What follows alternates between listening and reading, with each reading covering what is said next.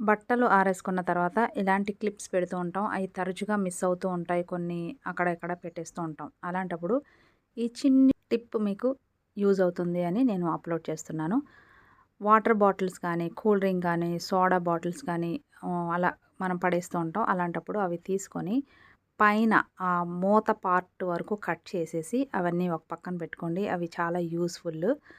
నేను చూపిస్తున్న విధంగా కట్ చేసుకొని అవి మీరు ఒక చోట పెట్టుకున్నారంటే అవి బట్టలు ఆరేసిన తర్వాత అటువైపు క్యాప్, ఇటువైపు గాని, అటువైపు గాని క్యాపు వెనక భాగం ఒకవైపు పెట్టి మూత పెట్టేశారంటే ఆ బట్టలు ఎగరకుండా ఉంటాయి. ఇంకా బట్టలు క్లిప్స్ అవసరం లేకుండా ఇవి చాలా బాగా యూజ్ అవుతాయి. ఒకసారి మీరు ట్రై చేసి చూడండి. మీకు అర్థమవుతుంది. ఇప్పుడు నేను ఊరికే షర్ట్‌కి పెట్టి చూపిస్తున్నాను. ఒకే క్లాత్‌కి నేను పెట్టేసి ఊరికే చూపించానండి.